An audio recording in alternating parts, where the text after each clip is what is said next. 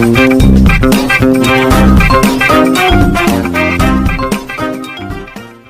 kita, kali ini kita akan berbicara tentang kolase estalase jantungnya kota Kabupaten Bogor yang ada di wilayah sekitar Cibinong. Kali ini saya akan berbicara, berdialog secara langsung dengan tokoh pemuda yang ada di wilayah Cibinong. Selamat pagi, Bung. Selamat pagi, Bung Paul.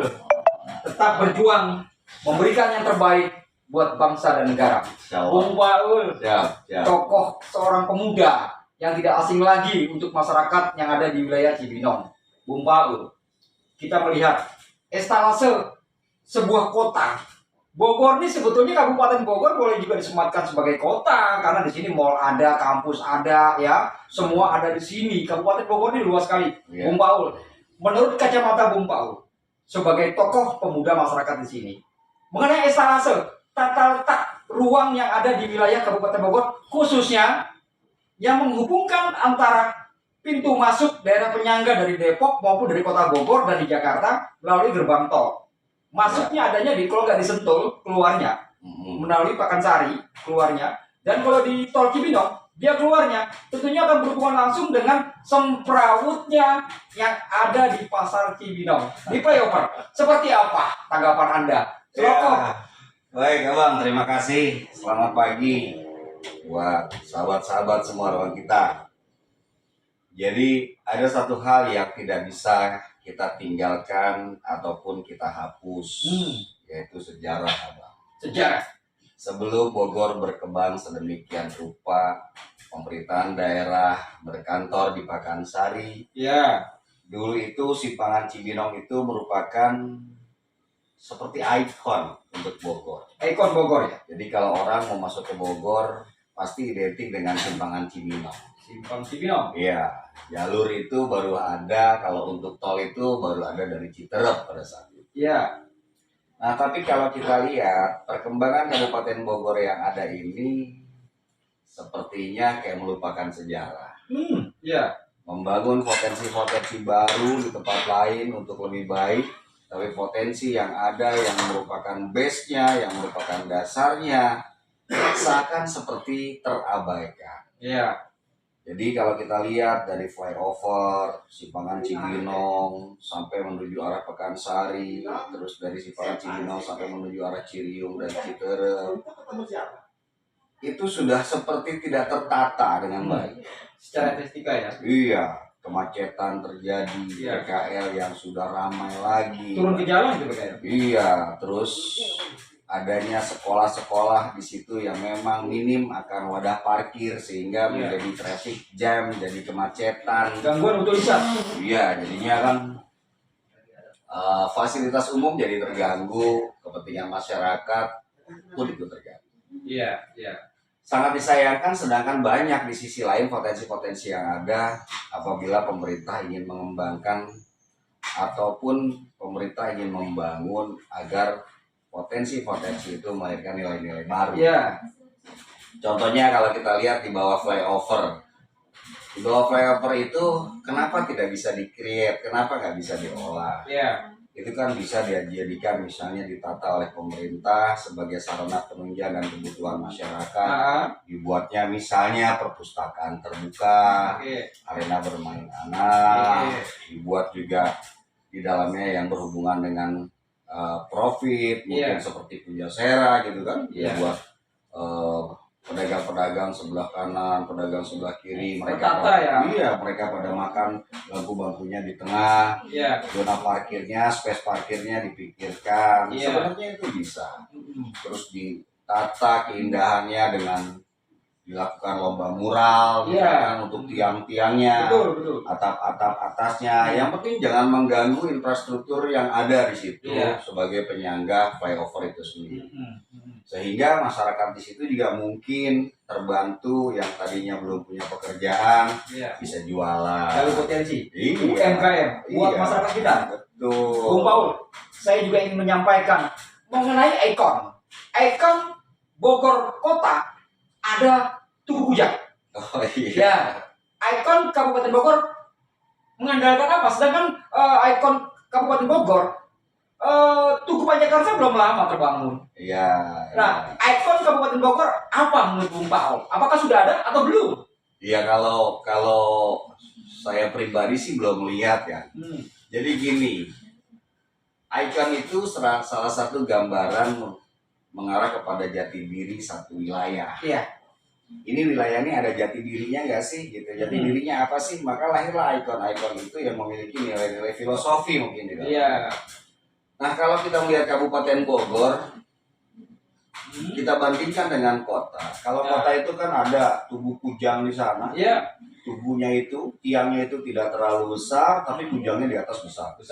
Kalau kita lihat kota Depok itu ada tugu belimbing di sana. Tubuhnya itu tidak terlalu besar, tapi belimbingnya besar. Iya. Kalau lihat Kabupaten Bogor dengan Pancakarsanya yang ada di Sentul, itu berbanding terbalik. Ya, tubuhnya besar, tiangnya besar, ikon di atasnya kecil sekali. Nah, ini kan menggambarkan secara filosofi ini Bogor seperti belum berani untuk menampilkan jati dirinya, kebesarannya. Iya. Jadi kalau satu wilayah yang memang dilihat tidak memiliki jati diri, ya sulit untuk berkembang. Iya. Gitu. Iya, betul. Jadi ya permasalahannya itu kan. Iya. Makanya punten. Iya. Ini sedikit pesan untuk pemerintah yang sekarang terpilih. Iya. Khususnya untuk Kang Rudi. Iya, Bupati Baru. Ayo sudah pemerintah Kabupaten Bogor, sudah waktunya lebih berbenah. Iya. Sudah waktunya lebih serius menghadapi keadaan yang ada. Iya. Sudah waktunya lebih terarah di dalam menyiapkan konsep-konsep program-programnya. Ya paling tidak kan begini Bung Paul, pemerintah Kabupaten Bogor ya, ini kan ditunjang dengan beberapa elemen-elemen kedinasan, SKPD. Ya. Sudah waktunya lah Kabupaten Bogor ini membuka ruang ya, menerima masukan-masukan dari tokoh-tokoh yang ada di wilayah Kabupaten Bogor itu sendiri ya. Karena masukan-masukan itu penting juga untuk sebuah pemerintahan di daerah. Masukan-masukan dari para tokoh masyarakat yang ada di Kabupaten Bogor, mereka adalah pelaku-pelaku sejarah. Dan dimintailah pendapat sarannya untuk mengembangkan sebuah kota gitu. Iya. Menurut seperti apa? Jadi gini, ada sebenarnya di Cibinong itu ada filosofi kan? Apa itu?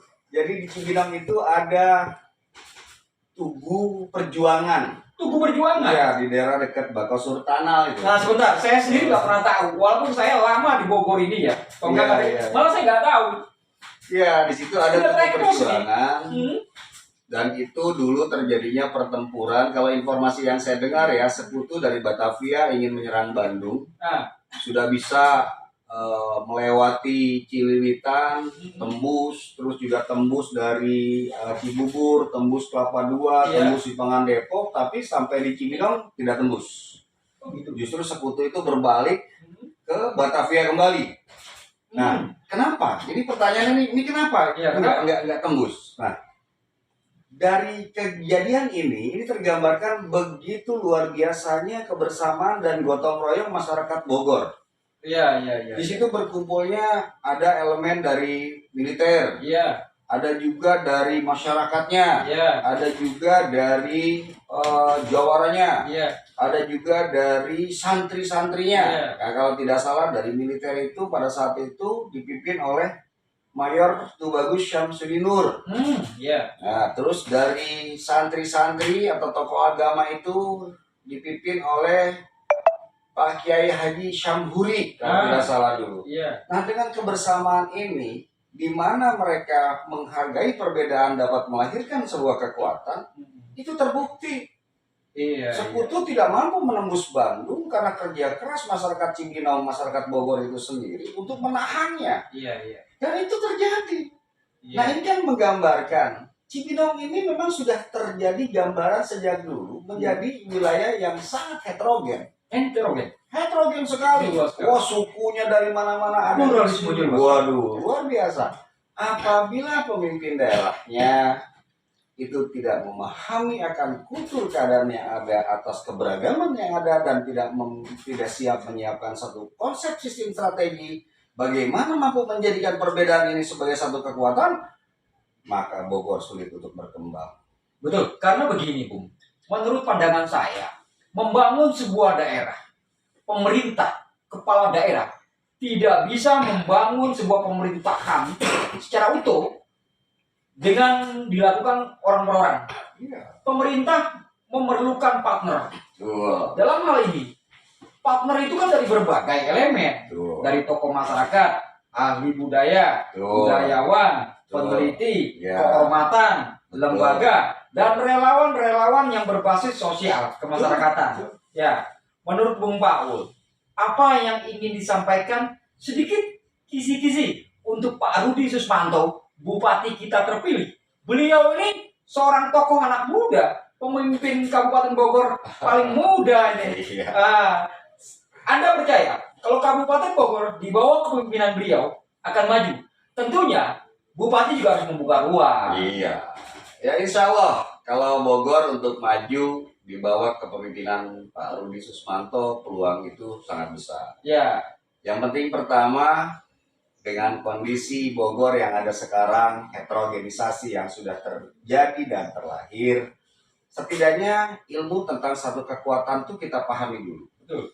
Contoh begini, hal yang identik dengan kata kuat itu tidak jauh dari yang namanya beton. Iya.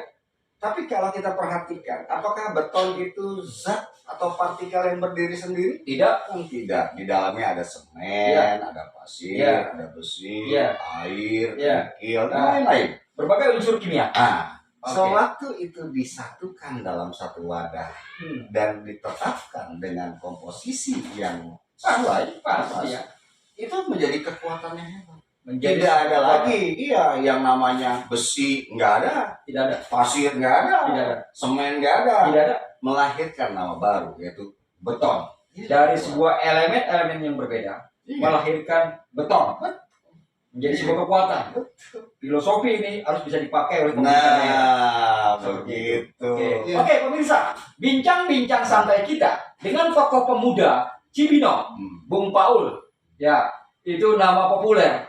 Seperti itu.